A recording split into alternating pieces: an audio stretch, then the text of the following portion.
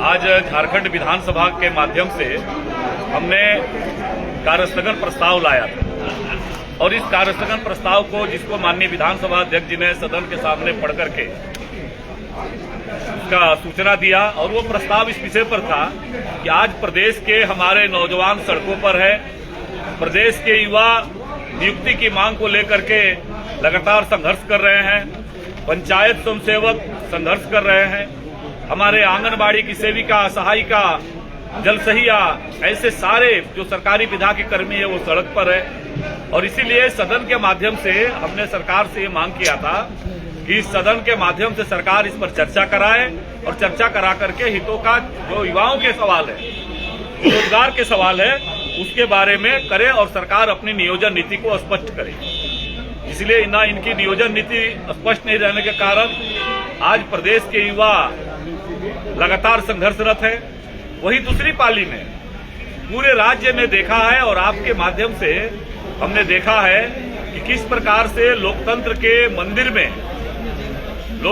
मंदिर में राज्य के प्रथम मुख्यमंत्री आदरणीय श्री बाबूलाल मरांडी जी एक विधानसभा सदस्य होने के नाते भी ज्वलंत विषय पर लगातार हाथ उठाए रहे और पता नहीं लोकतंत्र के मंदिर में उनकी आवाज को नहीं सुना गया।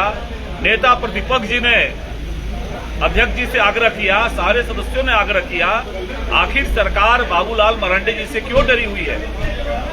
किसके इशारे पर उनको बोलने से एक सदस्य के अधिकार से वंचित किया जा रहा है? यह आपके माध्यम से वर्तमान राज्य सरकार से पूछना चाहते हैं और राज्य की जनता को भी बताना चाहते हैं। ये कॉपी दे दिए सबको। अच्छा, ये जो अभी 1932 वाला, इससे थोड़ा सा और डिटेल में बताइए ना, क्या लग रहा है? सरकार तो कह रही है कि पिछली बार आपने देखा था भारतीय जनता पार्टी जब सत्तारूढ़ दल ने 1932 का खतियान यह नारा दे करके जहां एक और उन्होंने अर्जुन मुंडा जी की सरकार गिराई थी, 24 महीने से ज्यादा सरकार में रहे और उसके बावजूद भी उन्होंने 32 का खतियान नहीं लाया। दूसरे सदन में 3 साल ये सत्ता में रहे, 5 लाख की नौकरी देने का वादा दे करके सरकार में आए। जिनको नौकरी नहीं देंगे उनको हम 5,000 और 7,000 वेतन भत्ता देंगे।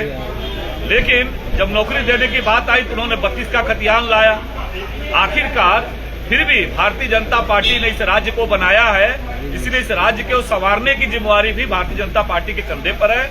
और दलीय बद्धता से आगे बढ़ करके भारतीय जनता पार्टी इस राज्य के नौजवानों के हित में उस विधेयक के साथ पार्टी खड़ी रही। लेकिन आज सदन के माध्यम से सरकार ने जैसी सूचना दिया, खुद सदन के नेता माननीय मुख्यमंत्री जी ने सूचना दिया कि महामहिम राज्यपाल जी ने उस विधेयक को लौटा दिया है, तो फिर सदन के माध्यम से इसको जितनी गंभीरता से चर्चा करनी चाहिए, क्योंकि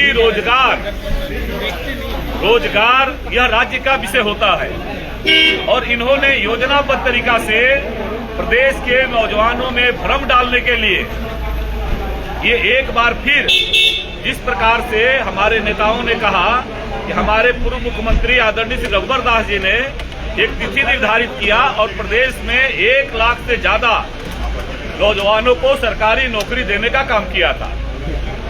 लेकिन इनको नौकरी देना है नहीं, ये इसी प्रकार से लटकाओ भटकाओ अटकाओ की योजना पर सरकार काम कर रही है और यही इनका नियति है और यही इनका न तो इनका नीति स्पष्ट है और न इनका नियत स्पष्ट है। ये लगातार प्रदेश के नौजवानों की भावनाओं के साथ खिलवाड़ करने वाली सरकार आज झारखंड